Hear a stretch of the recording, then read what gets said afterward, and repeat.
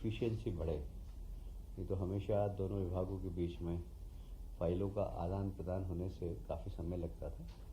वे दोनों विभाग एक होने से विभाग की कार्य करने की क्षमता बढ़ेगी। और इसमें आप सभी जानते हैं कि जिला अस्पताल, कॉलेज और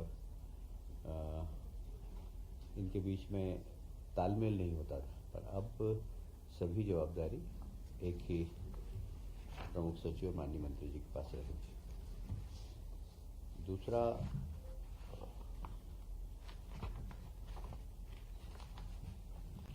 मध्य प्रदेश माल और सेवा कर संशोधन अध्यादेश 2024 जो कि वाणिज्य कर विभाग का है, ये अध्यादेश चूँकि जब ये निकला उसके बाद साधारणतः नियम ये होते हैं कि 6 महीने के अंदर विधानसभा में बिल आ जाना चाहिए, पर चूँकि चुनाव आ गए और विधानसभा नहीं हुई, मंत्रिमंडल का गठन भी नहीं हुआ था, इसलिए अब इसको इस विधानसभा में रखेंगे, बिल बना कर लाएंगे, पर उसकी समय सीमा में वृद्धि करना थी क्योंकि वह 6 महीने से ज़्यादा हो गया था, इसलिए इसमें समय सीमा में वृद्धि की गई है।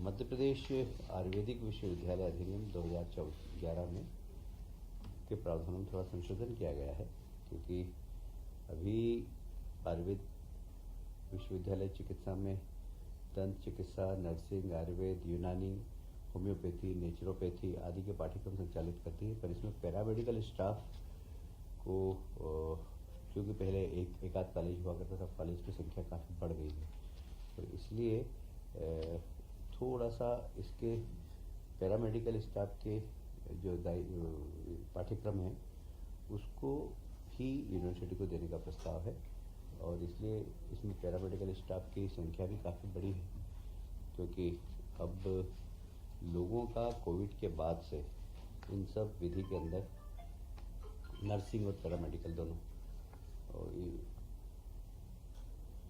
कोविड के बाद से इन विधाओं के प्रति लोगों की जागरूकता बहुत बढ़ी है और इसकी आवश्यकता भी बहुत ज़्यादा बढ़ गई है।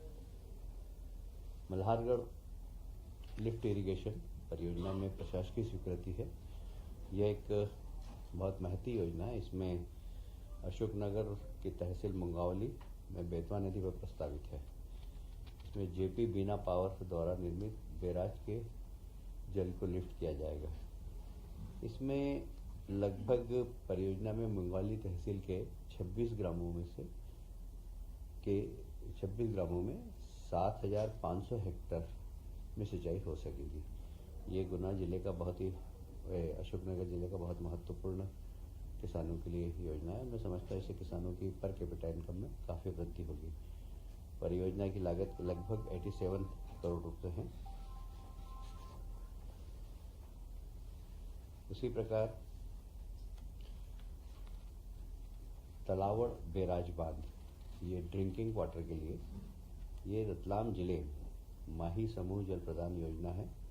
इसमें मझुड़िया समूह जल प्रदान योजना स्वीकृत की गई है। इस योजना के लगभग ट्राइबल क्षेत्र के 1000 से ज़्यादा ग्राम प्रभावित होंगे, और इसमें सिर्फ ड्रिंकिंग वाटर को साफ लोगों को, जैसे प्रधानमंत्री जी की नल जल योजना है जो, उसमें कई बार पैसा मिल जाता है जिले के, पर पानी की व्यवस्था नहीं होती है। ये प्रधानमंत्री की नल जल योजना को सशक्त करने वाली है, और विशेषकर ट्राइबल एरिया के अंदर ये योजना है, और इसमें ट्राइबल लोगों के घर पर शुद्ध पानी पहुंचे, इसका उद्देश्य है। और ये तालाब, इसमें भी लगभग 204 करोड़ की लागत से ये काम होने वाला है। जल प्रदूषण का निवारण और नियंत्रण अधिनियम 1974 में संशोधन है।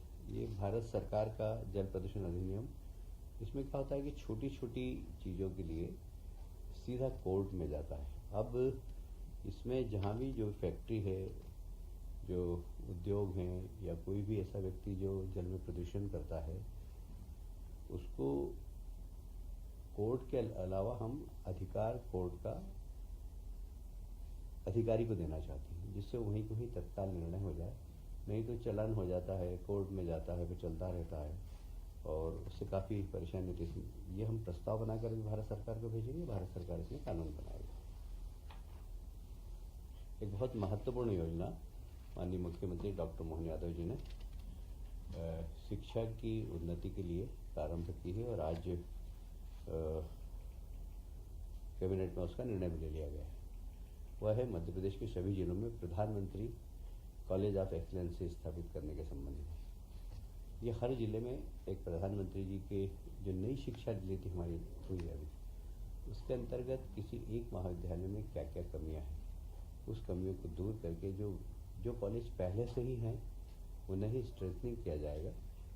और केंद्र सरकार की शिक्षा नीति माननीय प्रधानमंत्री जी ने जो शिक्षा नीति दी है, उस शिक्षा नीति के अंतर्गत उसमें क्या क्या आवश्यकता है, किस किस चीज़ों की कमी है, वह कॉलेज को सुदृढ़ करने की प्लानिंग है। और ये बहुत ही एक सरकार का बहुत महत्वपूर्ण निर्णय है, क्योंकि डॉक्टर मोहन यादव जी पहले ही शिक्षा मंत्री थे तो उनका इसमें बड़ा रुचि भी थी, और इसलिए एक ये प्रधानमंत्री एक्सीलेंस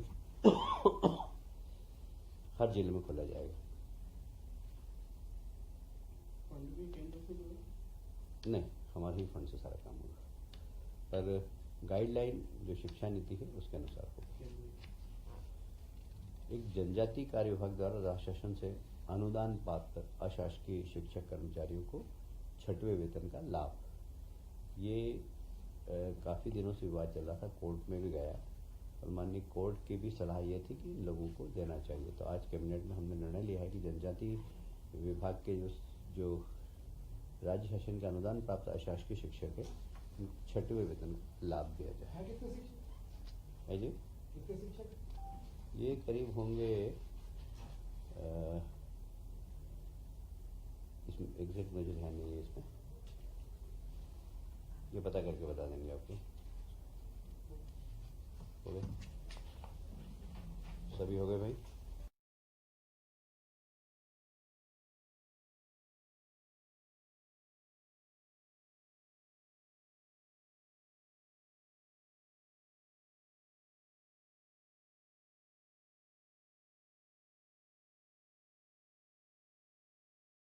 कैबिनेट में एक महत्वपूर्ण निर्णय है, लोक स्वास्थ्य एवं परिवार कल्याण विभाग का हुआ है। आप सभी जानते हैं, पहले चिकित्सा विभाग, चिकित्सा शिक्षा विभाग और लोक स्वास्थ्य एवं परिवार कल्याण विभाग अलग अलग थे। आज दोनों ही विभागों को एक कर दिया गया है, जिससे कि इफिशियंसी बढ़े। ये तो हमेशा दोनों विभागों के बीच में फाइलों का आदान प्रदान होने से काफ़ी समय लगता था। वे दोनों विभाग एक होने से विभाग की कार्य करने की क्षमता बढ़ेगी। और इसमें आप सभी जानते हैं कि जिला अस्पताल, कॉलेज और इनके बीच में तालमेल नहीं होता था, पर अब सभी जवाबदारी एक ही प्रमुख सचिव और माननीय मंत्री जी के पास है। दूसरा,